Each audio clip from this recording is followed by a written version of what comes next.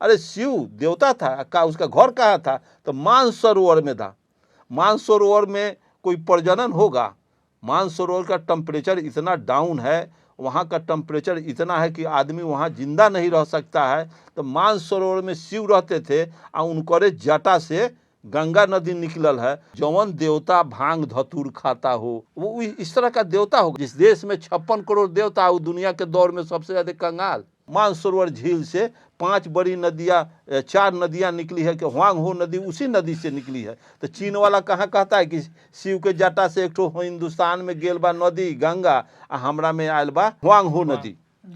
तो चीन वाला कहाँ कहता है कि शिव के जटा से हुआंग हो नदी निकलल बा, गंगा नदी निकलल बा। ये काल्पनिक बात है, थोथी दलील है। इसको लेकर के उस प्रोफेसर को 1 पैसे का ज्ञान नहीं है। ब्रह्मांड समस्या पैदा करता है और हम समस्या में उलझ जाते हैं और समस्या का समाधान हम ढूंढने लगते हैं, लेकिन समस्या पैदा करने वाले जो हैं उसका हम समाधान नहीं कर पाते हैं।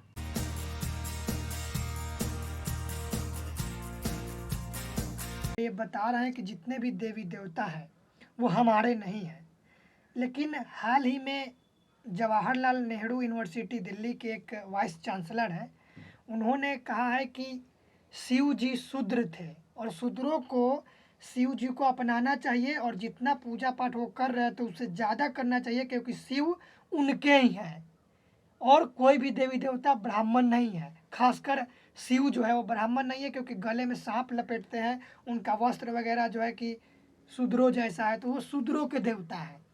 इस पर क्या कहेंगे? आप निकालने की कोशिश कर रहे हैं और वो शूद्रों पर थोपने की कोशिश कर रहे हैं।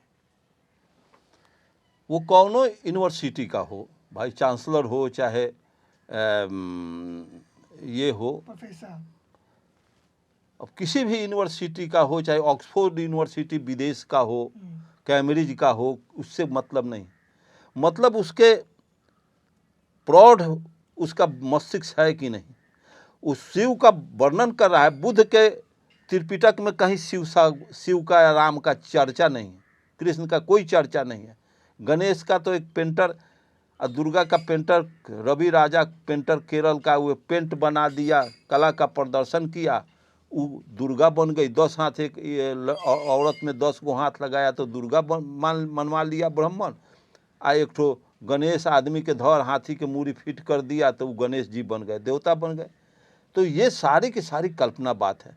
अगर वो शिव को प्रतिष्ठित करना चाहती है कि शिव शूद्र समाज के थे, तो बुद्ध को तो शिव के प्रति, बुद्ध से पहले का शिव अगर रहा होगा, आई चर्चा शिव का बुद्ध से पहले का है, कई हजार बड़ा, 10,000 5,000, कोई कहता है कि 6,000, बुद्ध से 6,000 पहले कृष्ण महाभारत हुआ था, तो राम रावण युद्ध उससे भी पुराना था। ये सब कपोल कल्पित बातें हैं, ये टोटल काल्पनिक बातें हैं, खिस्सा कहानी है।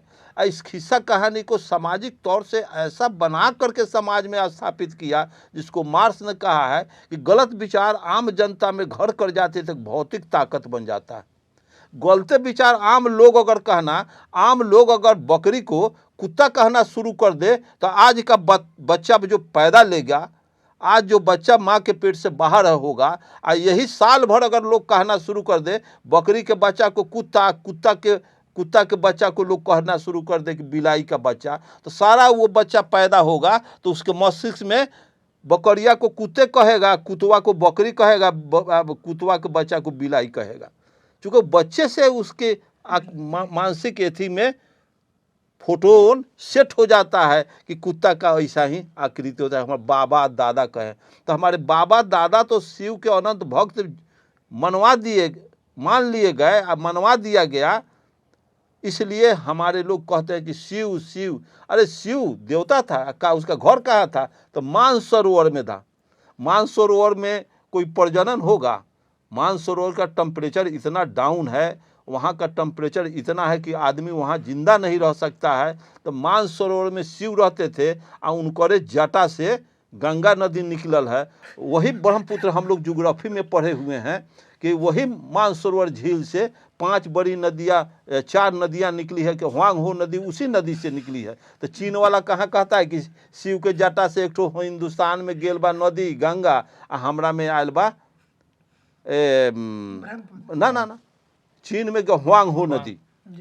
तो चीन वाला कहाँ कहता है कि शिव के जटा से हुआंग होदी नदी निकलल बा, गंगा नदी निकलल बा। ये काल्पनिक बात है, थोथी दलील है। इसको लेकर के उस प्रोफेसर को एक पैसे का ज्ञान नहीं है। उसको ज्ञान है तो कार्ल मार्क्स का डायलेक्टिक्स पढ़े, माओ सेतुंग का रेड बुक पढ़े, अम्बेडकर का किताब पढ़े, रामस्वरूप वर्मा का ब्राह्मण महिमा क्यों और कैसे मनु स्मृति राष्ट्र का कलंक पढ़े, तब उसको ज्ञान से भेंट होगा। वो तो सवान समाज से है, तो ऐसी बातें कह रहे हैं अपने राजनीति को विस्थापित करने के लिए, स्थापित करने के लिए कि शूद्र धर्म से बाहर निकल रहे हैं। आप लोग का जो प्रयास है उसको देखकर वो चाहते हैं कि वो बाहर नहीं निकले, हमारे धर्म उसी में आ में जाए, बंधे रहे। लेकिन कुछ बहुजन एक्टिविस्ट है, दलित जो है, उनका भी मानना है कि हमारे भी देवी देवता थे, शिव हमारे समाज के थे, परमेश्वरी, घासवेरी, क्या क्या नाम है, ये सब हमारे समाज से थे, इनको घर वापसी किया जाए। उनको क्या कहेंगे? घर दूसरा घर में चल गए बा लोग, बाबा जी के घर में मंदिर में बैठल बा।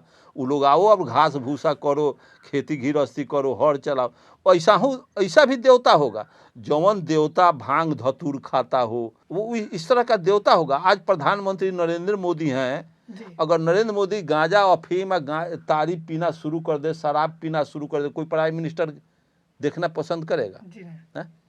जो भगवान है और सर्वशक्तिमान है, शिव थे, तो सांप में गला लपेट करके अब मृग छाला पहने हुए है। ये कितना कपोल कल्पित बात है। कहता है कि शिव के जटा से गंगा नदी निकलल, तो शिव के जटा से आजकल ज़्यादा पानी देवले या पूस माघ में गैलन सूता ढील हो जाले। ये सब काल्पनिक चीज़ है, इस पर माथापच्ची करने एक तरफ से दरकिनार कर देना चाहिए। सब देवी देवता का, जात पात का गंदगी जो है, ये सब गंदगी है, समाज की कुरीतियाँ।